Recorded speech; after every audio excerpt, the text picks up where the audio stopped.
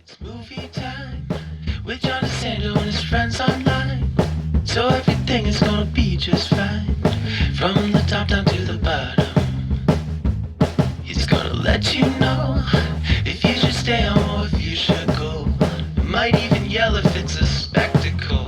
From San Francisco to Long Island. 'Cause nothing's better than a motion video. It's Movie Time is produced and hosted by John DeSando. Listen to shows and read reviews online at WCBE.org. I'm John DeSando, And I'm Mary Yerina. and this is It's Movie Time. Well, Mary, was thinking about my love lies bleeding or something like that for our show, and I said, no, for our audience, for a broader audience, that's not a bad exploration for us, looking at film noir the contemporary way with Kristen Stewart. So I switched that over to, I'm going to show that, I'm going to talk about that at the end of this week's Cinema Classics. Okay. But I thought for the two of us, we need a classy little film. And One Life does it for me. And Mary, maybe we could start out by your explaining what that title means, One Life. Well, after having seen the film, I think it implies that one life can make a difference for somebody else's life, and that also one life saved can make an exponential difference for the world.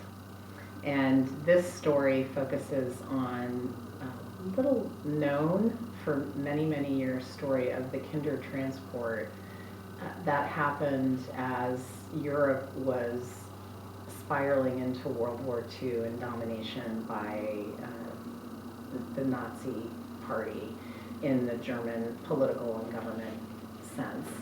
So we have this story, which is focused on even a more microcosmic aspect, which is Czechoslovakia, when the Sudetenland was given over to Nazi Germany through capitulation. The next, let's say, yes. In the hopes of keeping peace, that began refugees leaving that area and making their way into Prague.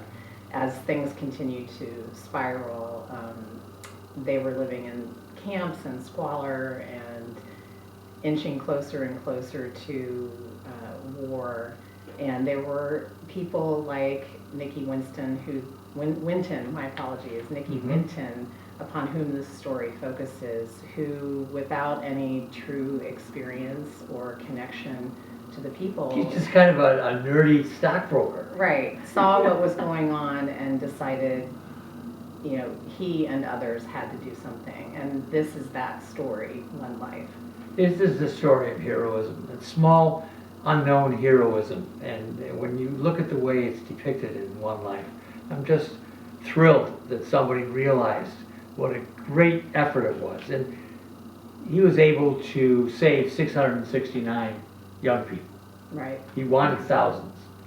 In fact, he's such a good guy. He's tortured by this his whole life that he wasn't able to save more. Isn't that?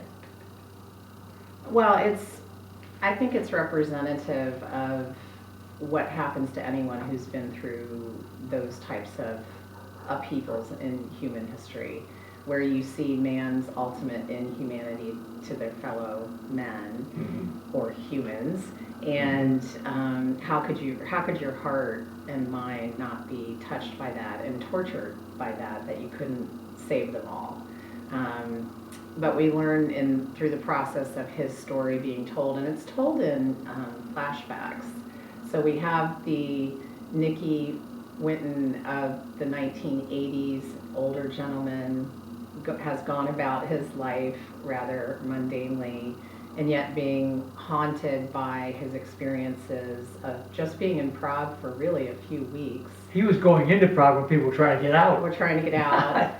He stays longer than intended because he wants to do something to help get the children out, and then he actually comes back to London to arrange for the right paperwork with England immigration, and the fee. They required a £50 fee to guarantee that these children would be returned to their homes when they could be, to their families when they could be. So there was a lot of money that had to be raised as well. And Mary, today's dollars, 10,000. Wow, that's a 50 lot. pounds, I didn't yeah. calculate it out, but Yeah, wow. well, yeah, somebody commented on that, and that's true, when you think how many years have gone by, so can you imagine? So they had to find foster families, raise all this money, do all the paperwork, and schedule on a regular basis, having all of that in place for a certain number of children and to get the trains out. And they were able to actually operate for 4 or 5 months to get the 669 children out. And then World War II happened, and the last train we learned, which was actually on the platform, No. 250 children Oh, could not leave, and it's assumed that those children perished. yeah, well, yes, because I think there were 9 cars, and it was the 9th, and it just didn't make it. The Nazis, make it. actually war was declared, I think. Yeah, it was that day Yeah. that Wow. war was declared, and the train couldn't leave. Yeah. And even at that, we learned that the train was actually leaving from Prague. All these trains would have to travel through Germany to get to Denmark, to get to a ferry, to get to England, to get on a train, to get to London, where they would then be met and matched with their foster families.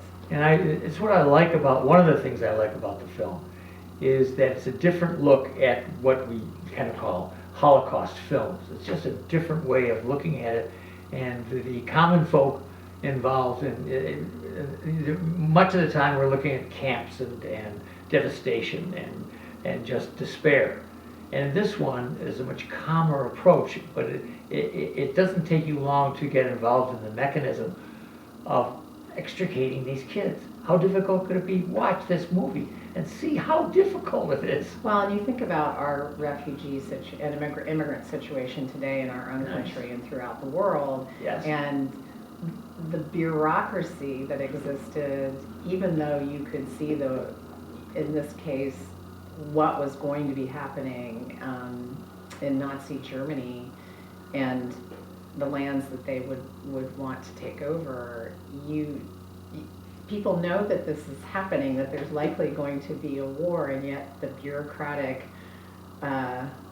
mechanisms are still held to the point that they're making it difficult to save lives, ultimately. And it really makes you think hard about it. My friends and I saw it, and we talked a little bit afterwards, and it was hard not to think about what's happening in the world today. Oh, yes.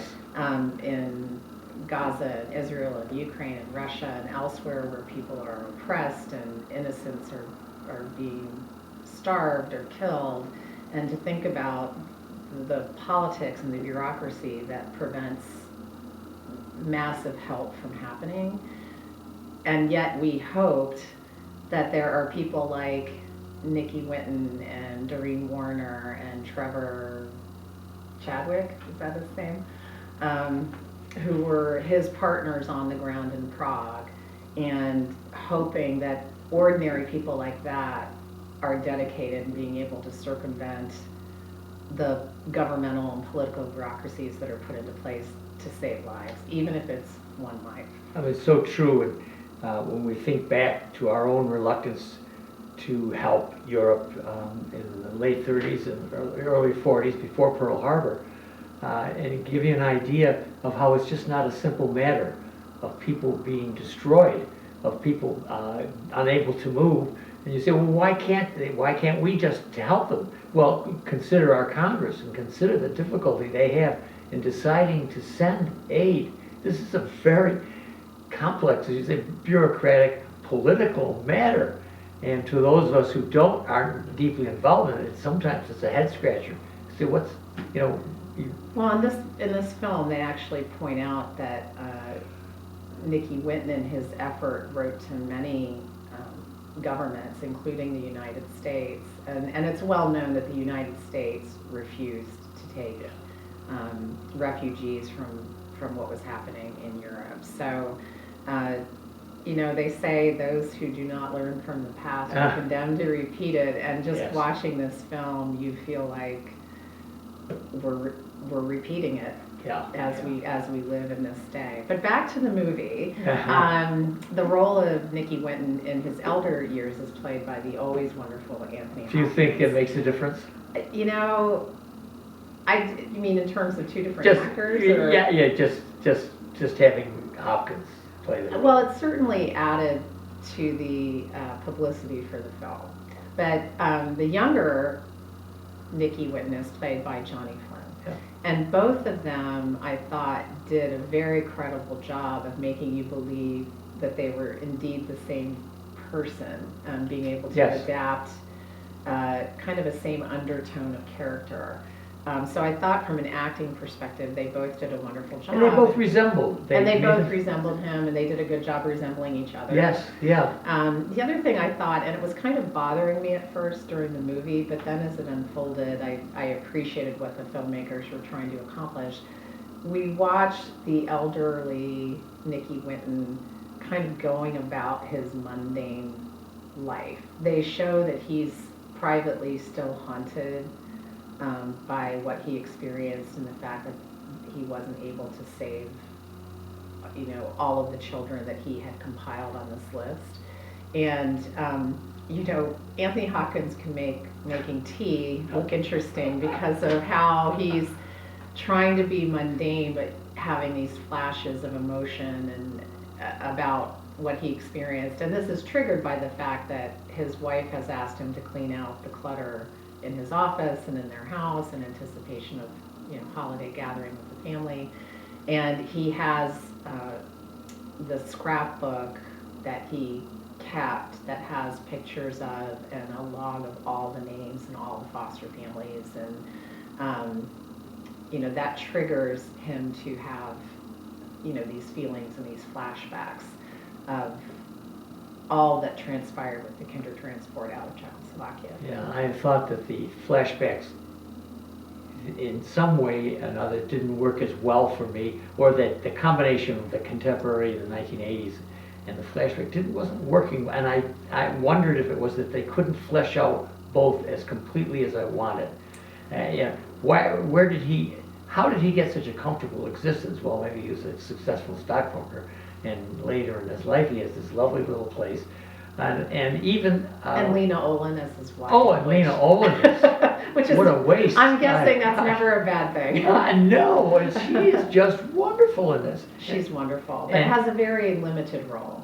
Yeah, and one of the unsung heroes besides him is his mother. Yes, Babette Winton, Yeah. played by Helena Bonham Carter, who I thought delivered probably two of the most poignant moments in the film in terms of the feelings of those who were trying to help. And two wonderful speeches, one to when she goes to do research with immigration on how they can help get these children, about how she herself was an immigrant with Jewish heritage and how she's adopted the wonderful qualities of British society and the British culture, and she expects nothing less of the bureaucrats sitting in front of her to demonstrate those qualities. And It's that I taught me. would love to talk more about this on Backtalk. And you have to go to WCBE.org, and you got to hear more of what Mary says and I say about Helena Bonham Carter Yes. and Holocaust films in general. So, Mary, what do you suggest for One Life?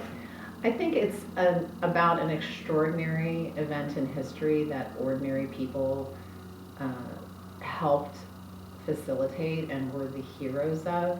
But overall, it's not an extraordinary film. No, it isn't. Worth Yeah. seeing. Good point. It's movie time with John DeSando and his friends online. So everything is gonna be just fine. From the